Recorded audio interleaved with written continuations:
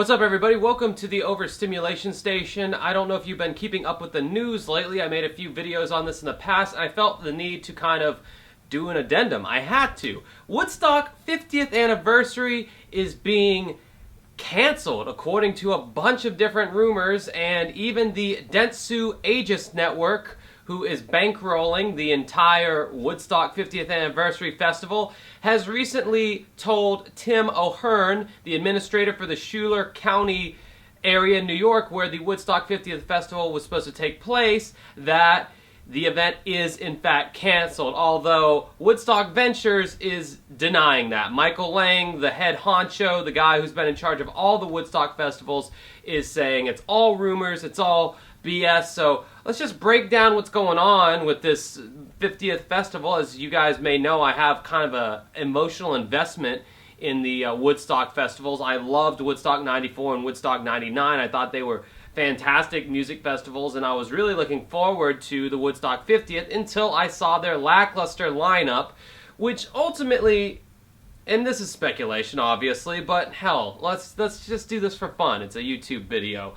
I feel like it's getting canceled because of a lack of audience interest. Why? Because the lineup sucks. But let's get into what people actually said. So, on Monday morning, and this is from NPR here, the source, on Monday morning, Billboard published a statement from Amplify Live, a Dentsu Aegis division, that read, in part, despite our tremendous investment of time, effort, and commitment, we don't believe the production of the festival can be executed as an event worthy of the Woodstock brand name, while also ensuring the health and safety of the artists, partners, and attendees.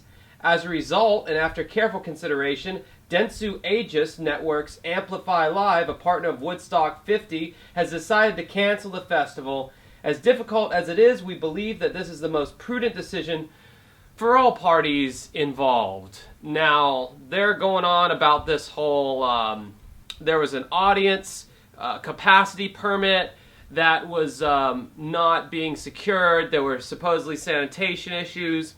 There were even rumors that the artists weren't getting paid. Well, the artists not getting paid is untrue. The money was paid to the artists and kept in an escrow account.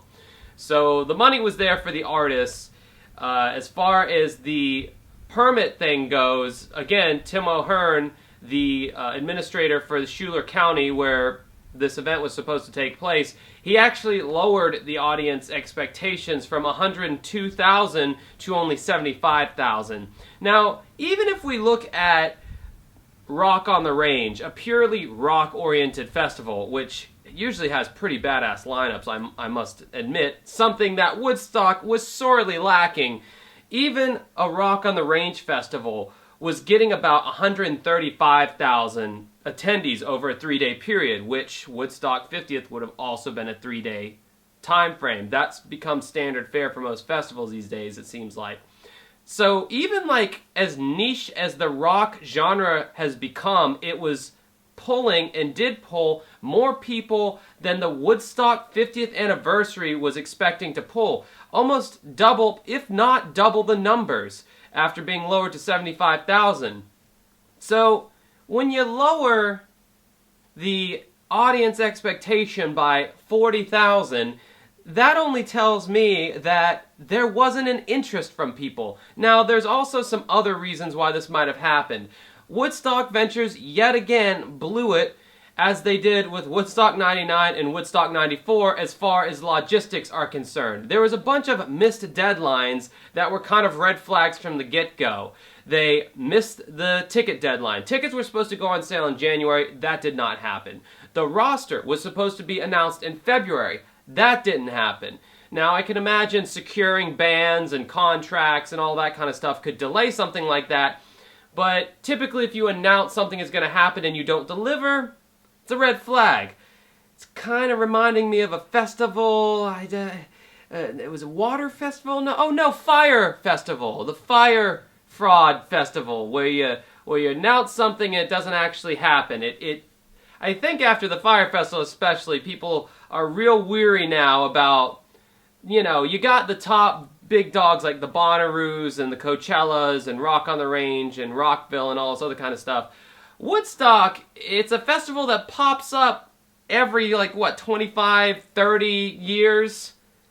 I don't know. And artists might have had cold feet. Maybe that's why it took so long for the roster to come out. I made a video on the roster, I want to say in March.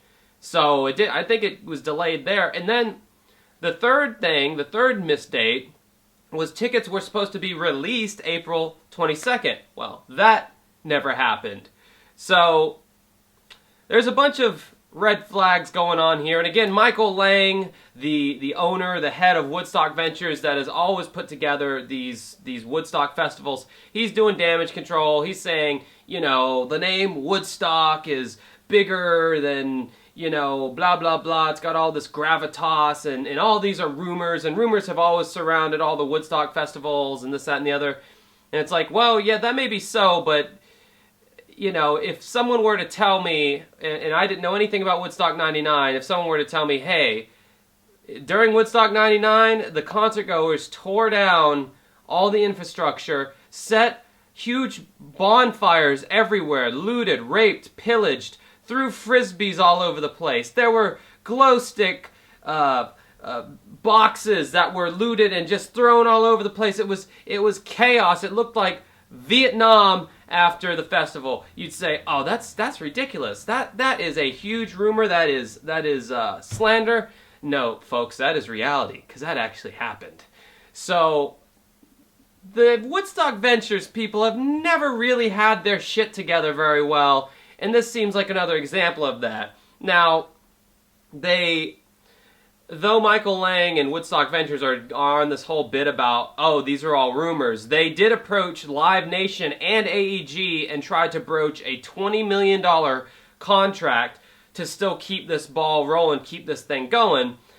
Both concert promoters told them no. They were denied. Live Nation and AEG were denied. Now, why would they deny them?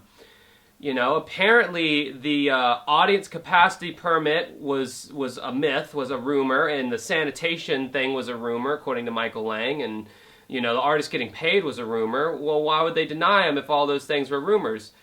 I don't know, because they looked at the bill, they looked at the artists that were playing, and they saw the lineup, and they said, yeah, you know, these people aren't stupid. These people deal with working with musicians and artists all the time, Live Nation, AEG. It's their job to know who up-and-coming artists are, who the big draws are. They have access to all that data, to all those numbers. So they're going to look at the roster, and they probably have, like, an adjuster, like, look at the lineup and be like, based on the numbers, based on the data, based on the analytics, this lineup, these rosters over these 3 days are not going to make the money that they are asking from us, the $20 million.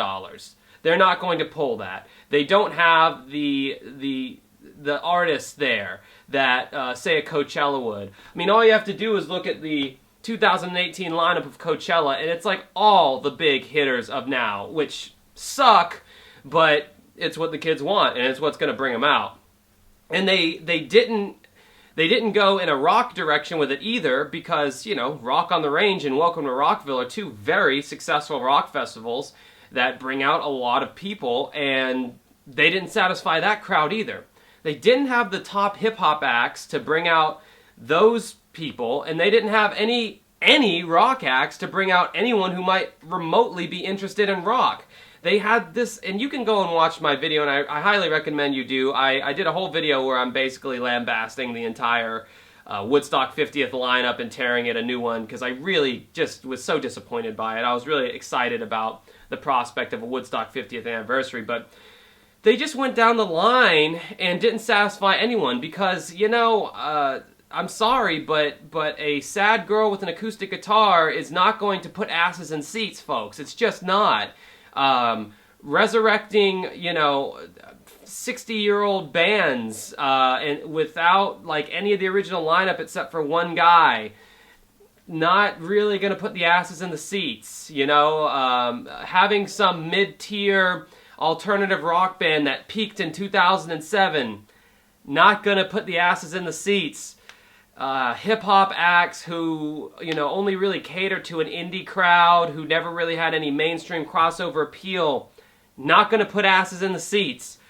I would postulate that this festival isn't happening because the weak lineup. I mean, I feel like that's all there is to it. If you build it, they will come. If you put the big acts up there, if you have the big names on the bill, people will show up. They will. I mean, that your whole festival is to facilitate these artists. So if the artists aren't there, then why even go? And, you know, the old Woodstock festivals in the 90s, I sound like a broken record right now bringing up the 90s Woodstock festivals, but the lineup was so eclectic that it almost didn't matter that they weren't catering to one side or the other, because the choices that they made were so solid in every genre that it's like you'd be dumb not to want to go to that. Let's just say, for instance, now for the Woodstock 50th, you had top hip-hop guy, top rock act, top folk act, top, you know, you have all these different genres, but at the top of the game for each one. Then yeah, that would be a lot more appealing, and there'd be a lot more variety, which is the thing that I liked the most about past Woodstock festivals, and what I felt like was their strong point, the variety. The variety just isn't there for this festival. If you like sleepy, tired, folky indie music, then this is the festival for you. They should rename it to ASMR Festival or Sleep Fest. That would be totally appropriate, but don't give it the Woodstock name, because this lineup does not, as they mentioned in the article, it does not live up to the Woodstock brand. Couldn't agree with them more. Give it a different label. I'm kind of sad to hear that it's not happening, but again, that might be a rumor. Apparently, Woodstock Ventures is on a phone call with Dentsu Network right now, sussing things out. And apparently there's going to be legal action for this Dentsu Aegis Network supposedly spreading this whole rumor about Woodstock 50th not happening. Because, I mean, if it is still happening and this network is going around saying it isn't, that's not building good faith with the people who are wanting to go. It's like, oh, should we go to this festival? Well, we don't even know if it's even happening. It could be a fire fraud all over again. So I just wanted to weigh in on this whole Woodstock 50th cancellation thing. Again, it's sad, but at the same time, you have a crappy lineup. That's the kind of thing that happens. The capacity goes from 102,000, which isn't even touching a lot of the rock festivals, down to 75,000. The artists just aren't there. The acts aren't there.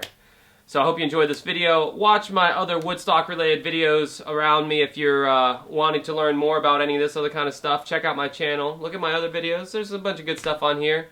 And until next time, have a good rest of your night. Oh, and the Red Hot Chili Peppers should have been on the fucking 50th festival. Screw you!